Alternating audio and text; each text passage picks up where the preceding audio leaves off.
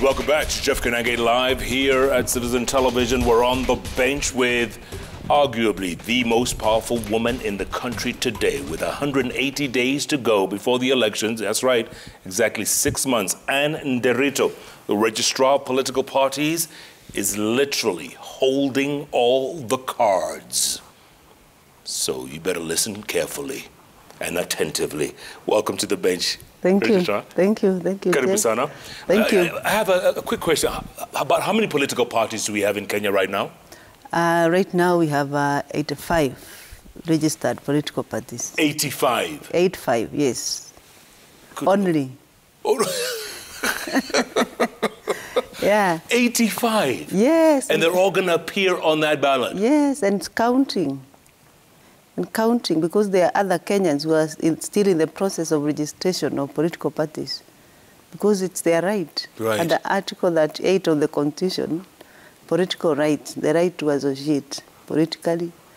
Yeah, the Constitution also. So there are still others, right. there are still some applying for parties as we speak? Yes, there are others at various stages of registration, because registration generally is a process that starts by looking for a name, the symbol, then you make your constitution, you get founder members, write their minutes, and they start the process. Okay. Yeah, the process really go for quite some time. Majority of the people who register parties go up to 1 year, or some go even to 2 years. Yeah, but the minimum period you can register ranges from 8 months to 1 year. Yeah. Yeah. It brings me to a question I was asked earlier on. Our colleague Fred Obach Machoka says he has been registered in a party called Kenya Patriots Party. Yes. Which he has never heard of. Yes, it exists. It's there. Kenya Patriots Party is an old party that was registered 2006. But he's not even a member. Yeah. That is now his case, his word against the party. Yeah. But there are a lot of people who look it up, who look up and they say, hey, how come I'm in this party and I've never registered for this party? Yeah. There are a lot of people with that. Yeah. Sure, we cannot deny the fact that there are many complaints. There are some complaints, not so many, but a few complaints from Kenyans who say that they find themselves in the database of a party. Probably they never assented to. But I want to say that the data that we hold is actually, the registration happened at the political party. It's political parties that register members, and then they upload the data in our database so that as custodian, as required by the Act, then we manage that data. But it's also important to know that that data ranges from as long as the party started registering in Kenya. So it is possible for people to have changed party, done many things on the party register without necessarily keeping the track of what happened. Yeah. So we are aware of those complaints. The most important fact is to know what is it that we can do to curb future, because it's always good for an institution to be progressive. Yeah, so that if there's a complaint, you look at the complaint and then look at how best then you can handle that complaint. Okay. So I think we should be speaking also what are the measures the Office of Registrar is putting in place to ensure that Kenyan give consent when they are being registered into political parties. And then how would we also implement the Data Protection Act, because the law says that then there are certain data that is protected. So those are the issues that we should be speaking progressively to see how do we close the gaps. Yeah, because that data is old and that data has been built for a long time. So our measures is what then we should discuss here. Okay, the other thing that a lot of people are discussing right now is the Political Parties Amendment Act. Yes. Which was a bill that is now in law, has been signed into law. Yes. What exactly is the Political Parties Amendment Act? The Political Parties Amendment Act, which is already signed, actually it's already law, try to address gaps that has been noticed across the years in the process of implementing the Political Parties Act, and try to address some of the issues like the one we are raising, so that we progressively grow democracy in this country. So it addresses the gaps. It also addresses issues that has come as a result of court rulings, so that when a court rules in a certain manner, then you try to see how then to address this going forward. It also look progressively into strengthening political parties and institutionalization of political parties. So generally, the Act really is a lot of collection of those information that came from stakeholders, and then putting them into law and try to repackage them on how we can address the issues that affect us. Already civil society has gone to the courts, and they want this stop because, for one, they argue that there was no public participation. That's the one thing they say. There's hardly any public participation.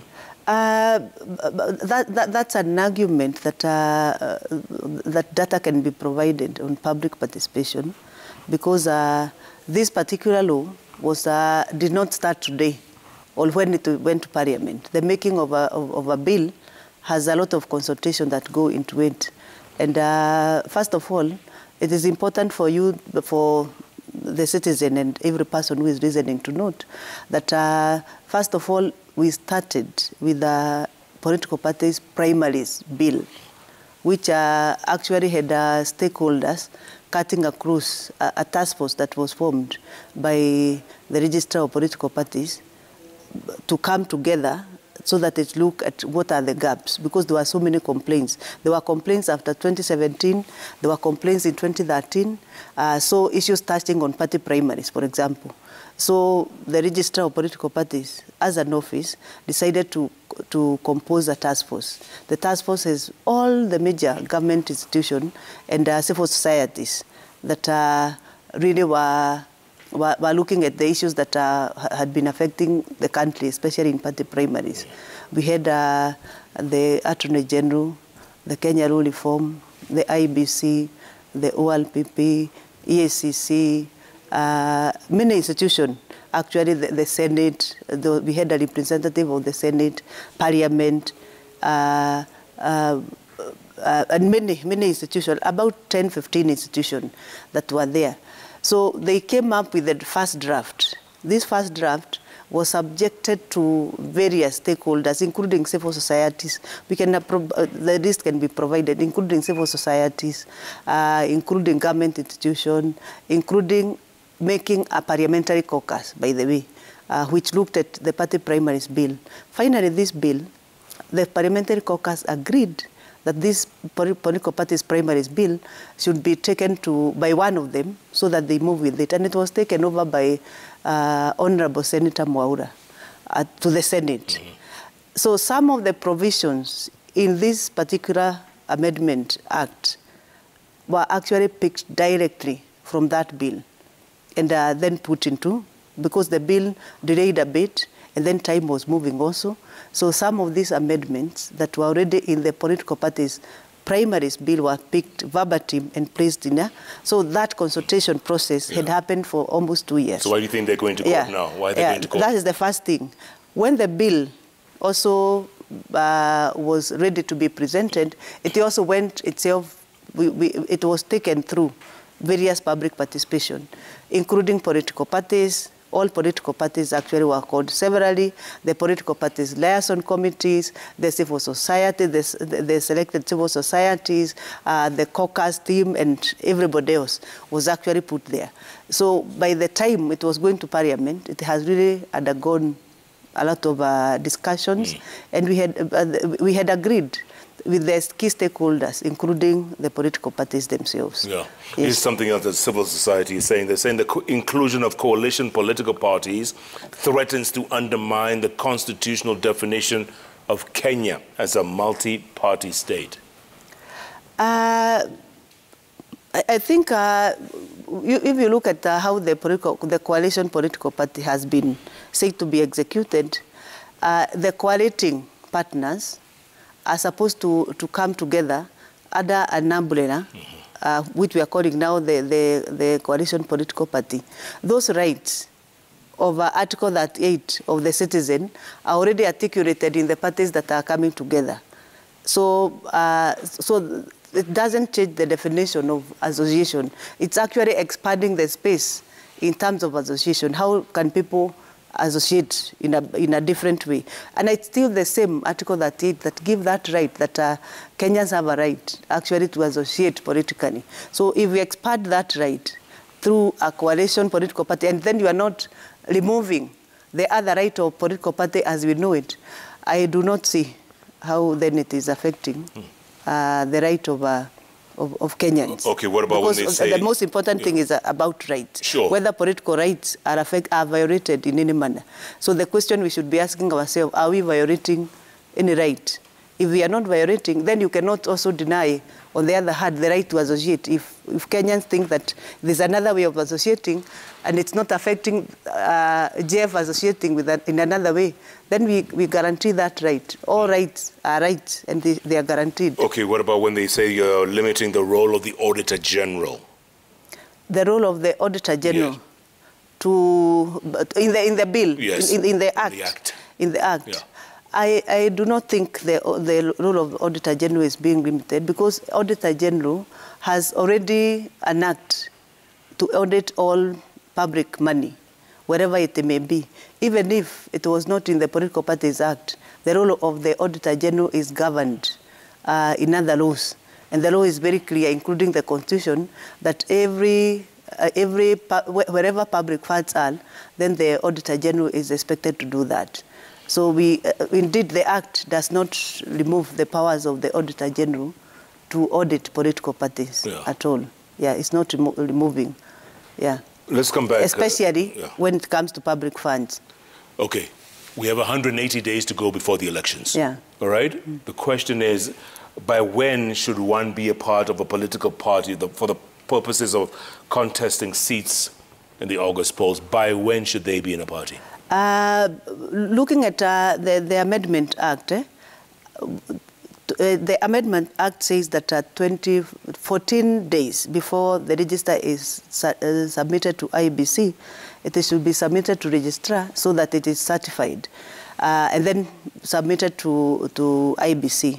So if you count that the IBC will be receiving the register on the 9th, according to IBC timelines, then that says that the register, a member must be in the register before it's submitted to Registrar, which is 26th of March, 2022. So basically, it's by 26th of March, it means that anybody who wants to participate in election 2022, either as an aspirant, all a voter during political parties primary, all anything that you want to do within the register of membership of political parties, then even as a supporter, where there is demand for a supporter to support any of the candidate in the political arena, then that person must be in the register by the 26th of March. Of March? Yes. That's the last date? That's the last date, yes. Okay, look, you are, no doubt, you're the custodian of party membership of Registered. Yes. You and your office. And there are people, you know, there are critics who say there's a lot of monkey business that goes on in the political parties. And you can disadvantage some people, you can advantage some people, you omit some people from the register. What assurances can you give people watching you right now that the party they register for is the one that they will be in? First of all, a person must choose the party you want to register in. We have made it even very easy for Kenyans to register on to any political parties that you want. We have made the register available on e-Citizen platform so that you are able to resign from the party that you do not wish to continue to belong. Then you are able still to join a political party of your choice. So once you join, what we are guaranteeing is that our system does not allow any person to remove you except with your consent. So the minute you register and you are a member of that particular political party, first of all, you are able to check whether you are still a member on e-Citizen platform at any time. Soon we are also coming up with the USSD code, where you dial a number, star a number, then hash, and then you are able to see, which should be ready probably by next week, where you see you are able to check your membership and also resign using your phone, using the comfort of your phone. Having said that, then it means that every Kenyan has a right to belong to a political party and remain in that political party of choice.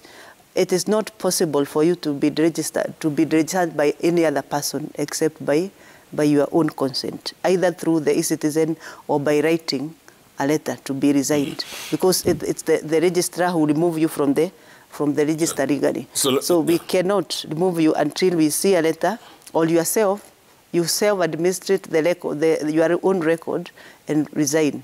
So it's an assurance we are giving to viewers that really, once you register in a political party, you are able to remain in that political party. Yeah. And once you want to leave, then you are able also to leave. It's your political right to either belong or leave at will. Which brings me to my next point, which thank you for that, because there are members of Jubilee Party who say they have left and gone to UDA, but they are still in Jubilee. Yes. And it's very confusing to people like us. Which party do they belong to? And they are out there campaigning for UDA, and yet they are Jubilee. To the registrar, they belong to the party. We see them in our register. As far as they are still members of that party in our register, then they are members of that party. And that's why you see there's a lot of issues about resignation from one party to another, so that we are able to move from one party to another, especially towards election, which is also a political right, that towards election, you choose which party you want to run with. And that's why we are saying before 26th, then a person is able to do that. And I want to probably for a minute to talk about the resignation, especially for the elected leaders. That if you go to a system, it's not allowing the elected leaders to resign. And if it has allowed any person, may be by mistake, because we have locked all elected leaders not to resign on e-citizen, because they must be subjected to Section 14 of the Political Parties Act, where they write to the party, and then the party stamp that they have seen that resignation, the party they are resigning from. And then they also write to the clerk of the assemblies, if they are MCAs, or the clerk of the National Assembly, if they are members of parliament, and so forth. And then with those two documents, that's when we can only clear them, when they come. Yeah, so they must notify the party they are resigning, and then also notify the county assembly or parliament that they are resigning, and then we are able to remove them. So they are subjected through a process. And they have to do this all in writing? Or in writing, yes. For members, for elected leaders and nominated leaders, they have to do it in writing. We're saying from MCA to women's reps, everything? Yes, yes, everyone, yes. Everyone has to write. Because there's a Section 14 that give clearly how a member, an elected member, should resign, whether nominated or elected. And what if they haven't resigned? What if they haven't left their party by March 26th? Then what? Then they are not participating in the next general election. Other political party, unless they participate as independent candidates. Yes. Once you are locked out from the party at that particular time, and the register is certified and given to IBC, and it's given to parties for party primaries, then you cannot open that register to really then try to participate in the next general election. So the issue is you must really be on the register on the 26th of March. Yeah. There are going to be no primaries held after that. If one, for instance, loses in a primary in one party, can they now join another party to continue on and hope to be elected on that? No, you cannot party hope. That's why the register is closed. This time, and if you look at the current law, the amendment law, this time we are saying that we are holding, for the first time, we'll be holding closed party primaries, as opposed to open party primaries. Closed party primaries mean that we are using the membership register of the political party that you belong to. The party is using its own members to conduct party primaries. So once you are in the closed party register, then you cannot really move to another from that party to another political party. And then the parties are doing, these are timelines, which parties then are also doing the the party primary. So by the time, there's no time for you to jump from one political party to another. So you're saying no party hopping? No party hopping, yes. What if you lose in one party in the primary and you decide, I'm going independent? Is that allowed? As far as the timelines, there's a small window around there, which really, if the other proposed law go through, then that window can close. But there's a small window where a person can, as currently as the law start, can be able to move. But it's so small that to move to become independent. But our clarion call is that Article 85 of the Constitution was made for those Kenyans who never wished to participate in political party business, which allowed independent candidates to thrive and to present their to live before 90 days towards election. It was meant for those people who really were uncomfortable with party processes. So the best option is actually for Kenyans to choose which method you want to run. Do you want to run as a dependent candidate? Make up your mind. You bring your document in time so that we are able to clear you as an independent candidate. If you want to participate in parties, then you participate in political parties, and then in that political party, then the party primary is free and fair, then you actually support the person who have won the party primaries. So it's important for Kenyans to make that choice so that we grow our democracy. The minute we have people jumping from parties to independent candidates and then saying how parties were unfair, you're also being unfair to political parties and to the candidates that have actually worked to win their way to win the political party's nomination ticket. So it is always important that people are able to choose which method they intend to use. Yeah, there's been a membership row between UDA and Jubilee. I'm sure you've heard a lot of complaints you're receiving.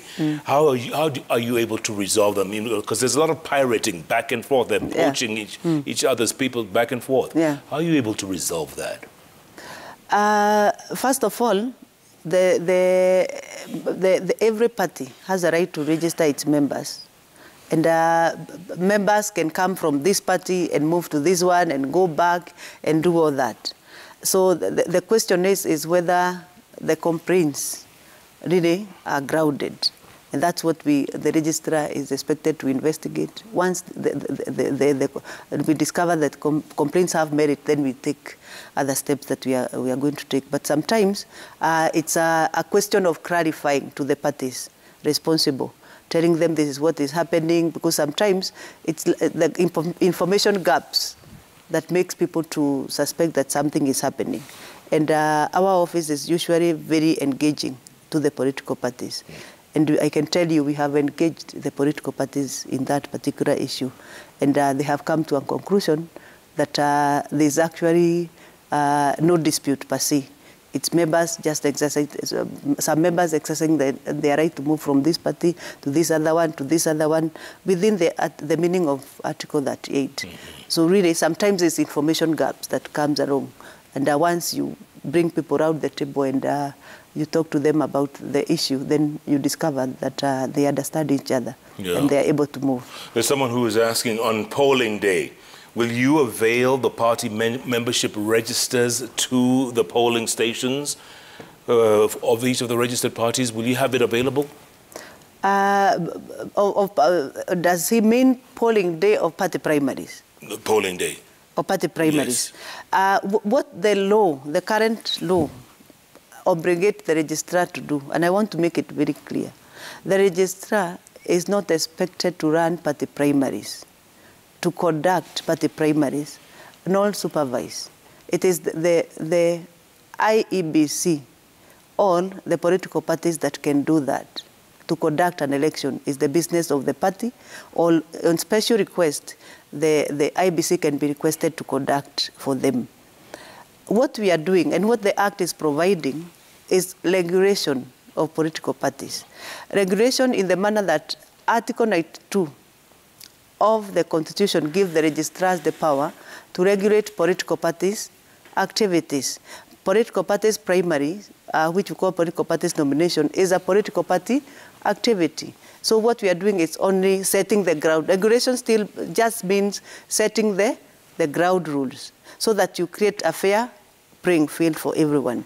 So setting the ground rule does not mean that we are going to conduct party primaries for political parties. For that reason, therefore, this particular law allows the registrar to certify a copy of the register and say this is the register that shall be used. So how now the party move that register to polling station and deal with it, because it is their register and it is their nomination, then it's their business, the business of the party to do that. The law expects that a party is also an institution running just like the office of registrar. So for that reason, the party is able to arrange its own business, because you do not also want to interfere. No institution should interfere with another institution. In this case, the registrar does not intend, and the law does not also envisage, where the registrar is interfering with political party democracy within their political parties. It's upon them to plan. And if you look at the law, Jeff, that law is just requesting for particular transparency and openness for party primaries. For example, it tells political parties that before you conduct party primaries, just declare to the registrar and to your members what method you are going to use. Are you going to use universal suffrage, which we are calling direct party primaries, or are you going to use indirect party primaries? Where then we shall ask you, are you doing interview? Will you do consensus? Are you doing delegate system? Are you doing electoral college? What exactly are you doing? So once you declare which method, then your members are able to know. And you can have a hybrid of the same, because you can say in constituency B, I'm going to do direct party primaries. In constituency C, I am going to do indirect. I am going to conduct interviews. And I'm all going to do 85 that. parties have to do this, have to go through this? Yes. All 85 that are all registered? 85 political parties have to do this. Then the other issue that law is asking is just to come and declare, where are your venues? Where is the venue? Then, because a good election, as an election practitioner, I know that a good election has to have the register. We must know who are the voters. And that's what we are saying by certifying the register, so that we have one common register. Everybody knows this is the register, this is what we are going to do. A good election also we must know when is the date of that election. And we must also know where will be the elections taking place. So this law is only demanding, declare that to the registrar and also to your members. The registrar will put this information in the website of registrar. The party will also put the information in their website. Can two parties hold primaries on the same day? Like we've been hearing, ODM and Jubilee might have joint NDC or primaries. Is that allowed? Yeah, if they are in a coalition, if it's a coalition party, for example, or a coalition as we know it, then there's nothing to prevent parties to hold joint nomination, because if their coalition agreement says that. So it's upon their coalition agreement, because it's a right to association again. Yeah, once they agree that this is where we want to hold our party primaries, then they can go joint, because that is what is stipulated in their own coalition agreement. Yeah. And I'm very confused, and I want to take a break because, let's say I was in ANC last week or Fort Kenya, and this week I'm in UDA, and it's very confusing for the average Kenyan. I need you to break Did you move? Did you Not move from me, here? me. I'm saying, you, the person, the hypothetical person. Yes. Has this hypothetical person moved from one party to the other? Well, they have, let's say, partnered. That's the word they're using, partners. They are partners. Yeah. Then they will enter into a coalition. And a coalition is either a coalition party or a coalition as we know it. Okay, let's explain coalitions when we come back. We're talking to probably the most powerful woman in Kenya right now, indeed. And Rito, the Registrar of Political Parties. I didn't know there were 85 political parties in Kenya. Some of them with membership. What's the lowest membership? Like 3 people? Or? No, any party to be existing in our register, it must have at least 24,000 members. Come on. Least. Oh, they are. Oh, come on. Yes. And there's 85 of them. There are 85 of them. We have a database of 24.6 million Kenyans. But we only have 22 million voters this year. No, it's the law does not require you to be a registered voter to be a member of a political party. Indeed, it says when you turn 18 and you want to join a political party, then you can go ahead and join. So we have members who are registered voters. About 87% of our are members who are registered voters. 13% are Kenyans who are not necessarily registered voters, but they have turned 18. Wow. No wonder rigging happens all the time. I'm kidding.